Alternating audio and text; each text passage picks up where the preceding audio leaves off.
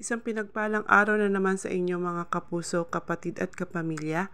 Ito po si I Love Isko upang mag-ulat sa inyo ng daily ratings ng mga noontime show noong August 29, 2023. Sa noontime rating, ang Itbulaga Kapuso GMA ay nakakuha ng 4.28%, ang AAT ng TV5 ay nakakuha ng 4.12% at ang Showtime ay nakakuha ng 2.54%. Sa noontime rating, nag-number 1 ang Itbulaga Kapuso GMA 7.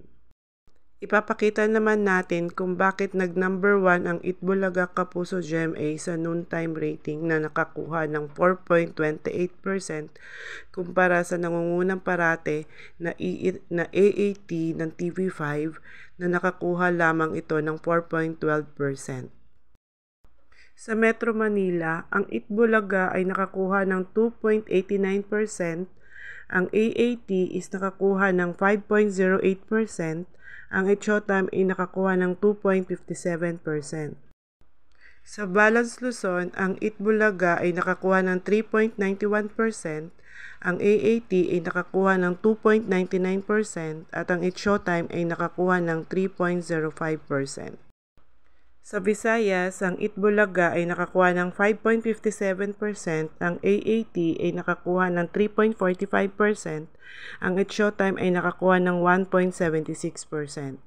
Pagdating naman sa Mindanao, ang Itbulaga ay nakakuha ng 3.78%, ang AAT ay nakakuha ng 3.39% at ang Showtime ay nakakuha ng 2.37%.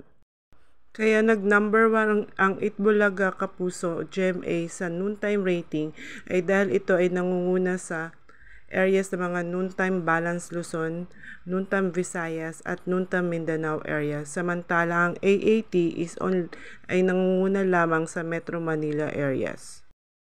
Sa noontime top segment naman, ang EB Happy Pinaka Edition ang nakakuha ng number 1 spot. Sa Metro Manila, nakakuha sila ng 4.93%. Sa Balance Luzon, ay nakakuha sila ng 5.84%. Sa Visayas, is nakakuha sila ng 7.83%. Sa Mindanao, ay nakakuha sila ng 5.79%. Overall ratings ay nakakuha sila ng 6.36%. Sa AAT naman ng TV5, ang Sugod Bahay ang nakakuha ng top segment. Sa Metro Manila, nakakuha sila ng 5.44%. Sa Balance Luzon, nakakuha sila ng 3.68%. Sa Visayas, nakakuha siya ng 4.11%. At sa Mindanao ay nakakuha ng 3.46%. Overall ratings is nakakuha ng 4.60%. Sa Showtime naman, ang Rampanalo ang nakakuha ng top segment. Sa Metro Manila, nakakuha ng 3.08%. Sa Balance Luzon, nakakuha ng 3.50%. Sa Visayas, nakakuha ng 2.70%. At sa Mindanao naman ay nakakuha ng 2.79%. Overall ratings is nakakuha ng 3.08%.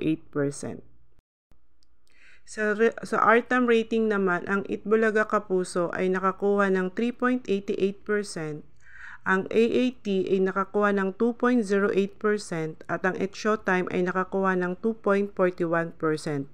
Dito sa RTM rating, ang number 1 ay ang Itbulaga Kapuso GMA 7. Sa Pintam rating naman, ang Itbulaga Kapuso ay nakakuha ng 4.12%, ang AAT ay nakakuha ng 3.29%, ang Showtime ay nakakuha ng 2.49%. Dito sa Pintam rating, nag-number 1 pa rin ang Itbulaga Kapuso GMA. Kung mapapansin ninyo, for today's video, ang noontime rating ang pinakita nating mga datos upang malaman natin kung bakit nag-number 1 ang Itbulaga Kapuso GMA sa pangalawang pagkakataon na naunahan niya ang AAT sa noontime rating dahil sa pagtaas nito sa Balance Luzon area. Muli, ito si I Love Isko. Maraming salamat hanggang sa susunod na update. See ya!